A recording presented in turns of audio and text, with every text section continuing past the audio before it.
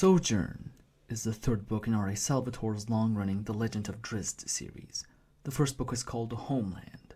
Heroes depart in fantasy is a genre staple by this point. However, rarely are heroes' journeys non-teleological, not bound by a specific purpose.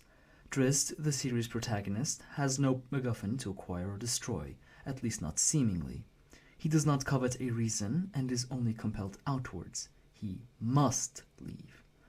What, then, does Homeland mean for Drizzt? The books make it clear that he abhors the ways of his people, their single-minded obsession with station. Perhaps this is enough of a motive for desertion, the desire for ethical and joyful life. So is it that Drizzt simply hates his homeland, and that the book describes his failure to reconcile with it? These leading questions inhere Drizzt's disregard for the term. I reject them. It is easy to interpret the novel's title literally, yet there is much more to be gained in examining it with a keener eye. For a start, Drizzt does not intend to journey forever. He desires a new home. Secondly, though it's temporary, he formed a kinship with the Swerfneblin of Blingdenstone after his escape in the first book. He belongs there to a greater extent. Drizzt desires community. Perhaps then his departure isn't so unusual by fantasy standards. The MacGuffin is, perhaps, home. In that sense, the title progression from Homeland to Sojourn describes not a regression to a wanderer's state, but is more likely a consecutive assertion. The former is the desired object, the latter a medium by which it is acquired.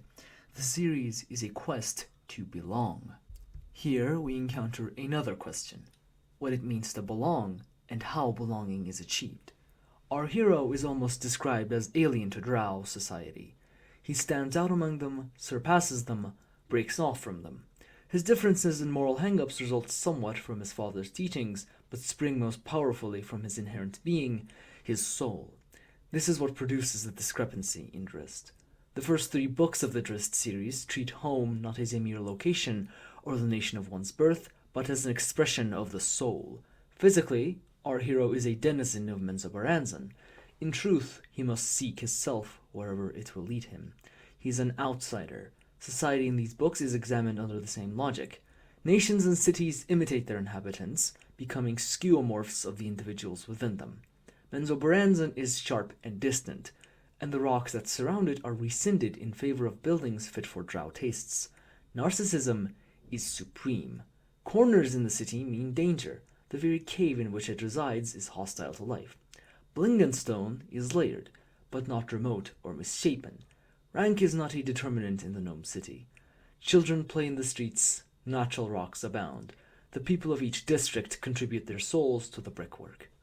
Home is social, a way of being, and therefore Drizzt must leave the detestable civilization of his people and search for kindred spirits.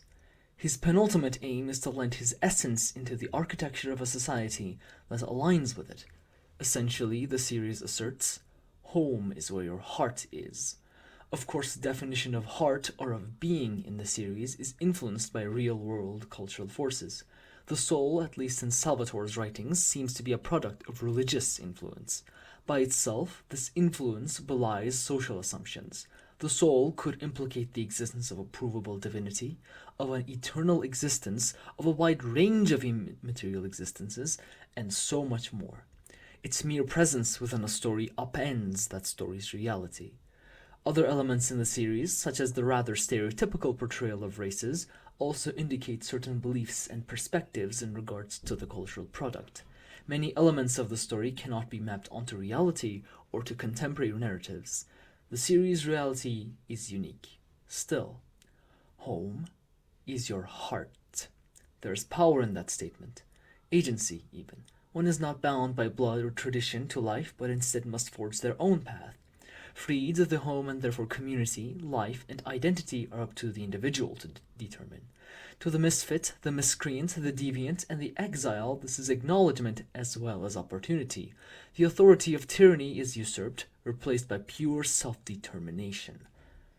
If there was an analogy, I'd see it most clearly in the relation to the queer community, though other interpretations are equally valid. We surpassed the expectations of normalcy, disavowing tradition and the cishet family. We find each other in kinship and build up the monuments of our togetherness. Each brick constitutes a soul. By denying the conservative meaning of belonging, we find each other. Our hearts guide us homeward in that journey. In that interval between wasteland and homeland, we too become sojourners.